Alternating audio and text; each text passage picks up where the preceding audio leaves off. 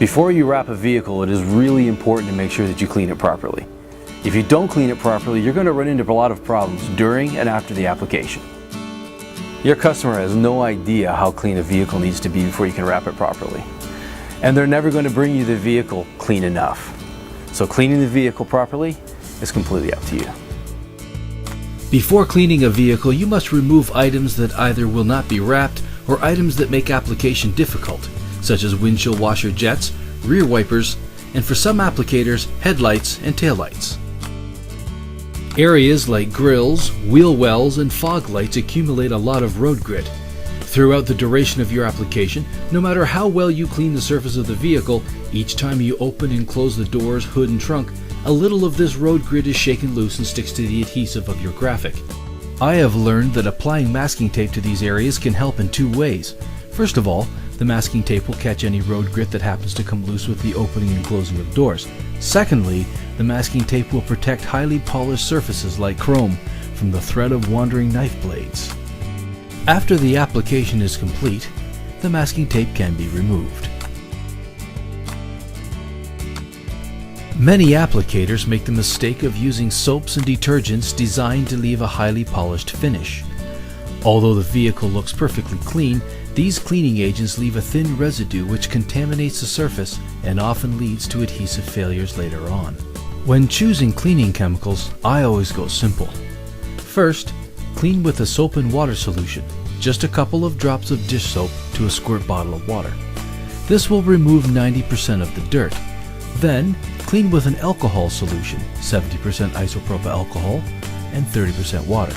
This will cut most oil-based surface contaminants as well as evaporate any water left on the vehicle from the initial clean. When choosing a cloth, I prefer to use lint-free automotive cloth as shown here. The cloth you choose should be lint-free and soft enough to absorb dirt while continuing to clean. Always start cleaning from the top of the vehicle down. Usually, the bottom of a vehicle is dirtier than the top. No sense dragging that dirt to cleaner parts of the vehicle. And cleaning sections like this makes it easier to keep track of where you have and haven't cleaned.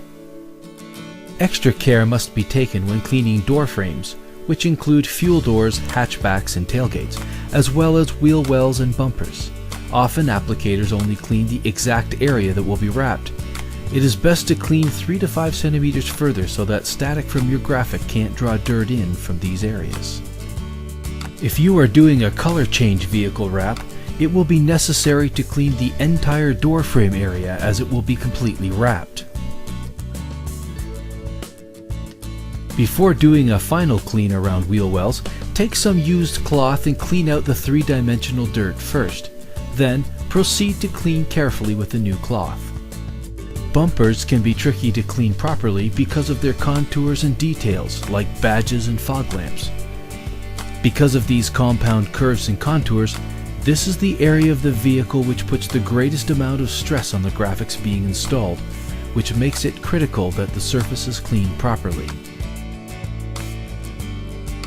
Often applicators feel the need to use adhesion aids like surface primers and edge sealants when wrapping challenging parts of a vehicle like leading edges and bumpers.